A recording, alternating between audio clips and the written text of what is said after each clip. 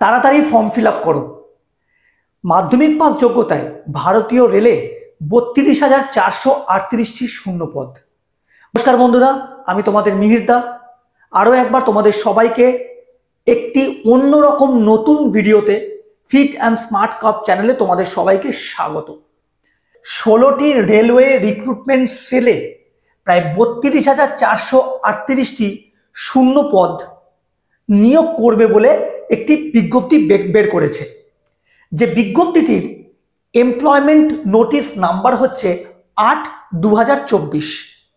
তাহলে 8/2024 এই এমপ্লয়মেন্ট নোটিশের মাধ্যমে ইন্ডিয়ান রেলওয়ে 32,438টি শূন্যপদ মাধ্যমিক পাস যোগ্যতায় 16টি রেলওয়ে রিক্রুটমেন্ট সেলে ডিভাইড করে নিয়োগ করার সিদ্ধান্ত নিয়েছে।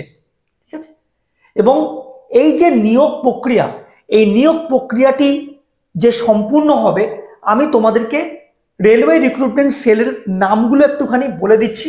দেখো, প্রথমেই হচ্ছে ইস্টার্ন রেলওয়ে কলকাতা, তারপরে south eastern railway Kolkata, western railway Mumbai, north western railway Jaipur, south western railway Hubli, west central railway Jabalpur, east coast railway Bhubaneswar, south east central railway Bilaspur, northern central railway new Delhi, southern central railway Chennai, north eastern railway Gorakhpur, north east frontier railway Guwahati, east central railway Hajipur, north central railway Prayagraj এবং south central railway Secunderabad.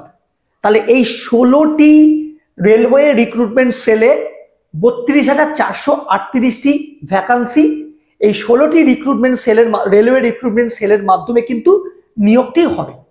আচ্ছা, এবার আমি তোমাদেরকে বলে দিই, এই যে নিয়োগ প্রক্রিয়াটি সম্পূর্ণ হবে তিনটি পদে মাধ্যমিক পাস যোগ্যতায় 3টি পদে এই নিয়োগ প্রক্রিয়াটি সম্পূর্ণ হবে। প্রথম পদটি হচ্ছে অ্যাসিস্ট্যান্ট, দ্বিতীয় পদটি হচ্ছে পয়েন্টসম্যান এবং তৃতীয় পদটি হচ্ছে ট্র্যাক মেনটেন্যান্স। ঠিক আছে, ট্র্যাক মেনটেন্যান্স, এই 3টে পদে কিন্তু এই 32,438টি ভ্যাকান্সি কিন্তু কমপ্লিট হবে।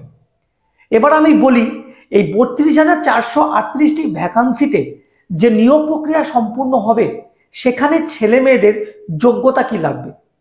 প্রথমেই যোগ্যতা, শিক্ষাগত যোগ্যতা মাধ্যমিক পাস।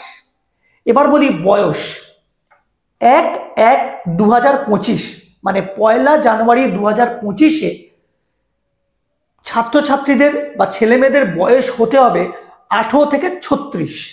ঠিক আছে, 18 থেকে 36 বয়স হতে হবে। এবার এই 18 থেকে 36 যে বয়স, সেই বয়সের মধ্যে এসসিরা কিন্তু 5 বছরের ছাড় পাবে। তার কারণ তার মানে হচ্ছে এসসিদের ক্ষেত্রে বয়স হচ্ছে 18 থেকে 41, ওবিসিরা 3 বছরের ছাড় পাবে, তার মানে 18 থেকে 39, এবং দৈহিক প্রতিবন্ধীরা কিন্তু 10 বছর বয়সে ছাড় পাবে, তার মানে 18 থেকে 46। ঠিক আছে, আচ্ছা এবার বলি, এই যে টোটাল নিয়োগ প্রক্রিয়াটি কিন্তু 4টে ধাপে কমপ্লিট হবে। 4টে ধাপ মানে পরীক্ষার 4টে ধাপ। প্রথম ধাপ হচ্ছে কম্পিউটার ভিত্তিক লিখিত পরীক্ষা, দ্বিতীয় ধাপ হচ্ছে দৈহিক সক্ষমতা, তৃতীয় ধাপ হচ্ছে নথিপত্র যাচাই এবং চতুর্থ ধাপ হচ্ছে ডাক্তারি পরীক্ষা। তাহলে প্রথম ধাপ আমি বলি, কম্পিউটার ভিত্তিক যে লিখিত পরীক্ষা, সেই ধাপে থাকছে 4টে বিষয়।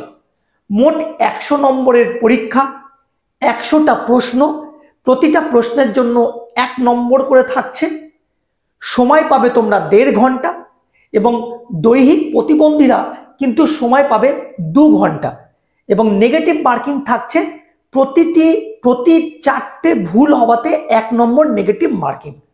সাবজেক্টটা হচ্ছে জেনারেল সায়েন্স 25 নম্বরের 25টা প্রশ্ন, ম্যাথ 25 নম্বরের 25টা প্রশ্ন, জেনারেল ইন্টেলিজেন্স এবং রিজনিং থাকছে 30টা প্রশ্ন 30 নম্বর, জেনারেল অ্যাওয়ারনেস এবং কারেন্ট অ্যাফেয়ার্স থাকছে 20টা প্রশ্ন, 20 নম্বর। প্রশ্নর ধরন কিন্তু এমসিকিউ টাইপ, ঠিক আছে। দ্বিতীয় পরীক্ষা দৈহিক সক্ষমতা, 2 মিনিটে 100 মিটার তোমাদেরকে ছেলেদের ক্ষেত্রে মানে পুরুষদের ক্ষেত্রে বা ছেলেদের ক্ষেত্রে 35 কেজি ভার নিয়ে বা 35 কেজি ওজন নিয়ে 2 মিনিটে 100 মিটার হেঁটে যেতে হবে। এবং মেয়েদের ক্ষেত্রে ও থার্ড জেন্ডার যারা আছে তাদের ক্ষেত্রে 20 কিলো ওজন নিয়ে 2 মিনিটে 100 মিটার হেঁটে যেতে হবে, ঠিক আছে। এটা হচ্ছে প্রথম দৈহিক সক্ষমতা। ও দ্বিতীয় দৈহিক সক্ষমতা হচ্ছে 1000 মিটার দৌড়াতে হবে। ছেলেদের ক্ষেত্রে সময় হচ্ছে 4 মিনিট 15 সেকেন্ড এবং মেয়েদের ক্ষেত্রে ও থার্ড জেন্ডারদের ক্ষেত্রে সময় কিন্তু 5 মিনিট 40 সেকেন্ড। তাহলে এই হচ্ছে দৈহিক সক্ষমতার পরীক্ষা। তাহলে প্রথম পরীক্ষা কম্পিউটার ভিত্তিক লিখিত পরীক্ষা, পাশ করলে দৈহিক সক্ষমতার পরীক্ষা, এবং দৈহিক সক্ষমতার পরীক্ষা পাশ করলে নথিপত্র যাচাই ও তারপরে ডাক্তারি পরীক্ষার মাধ্যমে কিন্তু চাকরি পাওয়া সম্ভব হবে। তাহলে এই হচ্ছে টোটাল নোটিফিকেশন। এছাড়াও আমি আরো কিছু বলে দিই, যেমন পরীক্ষার যে ফর্ম ফিল আপ, সেই ফর্ম কিন্তু তোমরা অনলাইনে ফিল আপ করতে পারবে। অনলাইনে ফর্ম ফিল আপ করার যে সাইট, সেই সাইট হচ্ছে www.rrbkolkata.gov.in। 22শে ফেব্রুয়ারি পর্যন্ত তোমরা ফর্ম ফিল আপ করতে পারবে। ফর্ম ফিল আপের জন্য যে প্রসেসিং চার্জ, যে অ্যাপ্লিকেশন ফি, সেটা কিন্তু 500 টাকা। অ্যাপ্লিকেশন ফি বা প্রসেসিং ফি হচ্ছে 500 টাকা। কিন্তু সেখানে মহিলা candidate, scheduled caste, OBC, transgender, ঠিক আছে, ইকোনমিক্যালি উইকার সেকশন ছেলেমেয়েরা, ফিজিক্যালি হ্যান্ডিক্যাপড এবং এক্স সার্ভিসম্যানরা কিন্তু তাদের ক্ষেত্রে অ্যাপ্লিকেশন ফি হচ্ছে 250 টাকা, ঠিক আছে। আচ্ছা, এবার আমি বলি এই যে ফর্ম ফিল আপ করার লাস্ট ডেট, যে 22শে ফেব্রুয়ারি যে ফর্ম ফিল আপ করার last date, form fill up হয়ে যাওয়ার পরে যদি কারো মনে হয় যে ফর্ম ফিল আপে ভুল হয়েছে, তারাও কিন্তু রেকটিফিকেশন করার বা সংশোধন করার সময় পাবে। সেটা হচ্ছে 25শে ফেব্রুয়ারি থেকে 6 মার্চ রেকটিফিকেশন করা যাবে ফর্ম, এবং তার জন্য কিন্তু ফিজ লাগবে 250 টাকা করে। তাহলে এই হচ্ছে একটা টোটাল চিত্র আমি তোমাদের কাছে তুলে ধরার চেষ্টা করলাম। যদি তোমাদের আরো কিছু জানার থাকে, তোমরা কিন্তু এই www.rrbkolkata.gov.in এই সাইট থেকে কিন্তু তোমরা আরো ডিটেলস পেয়ে যাবে।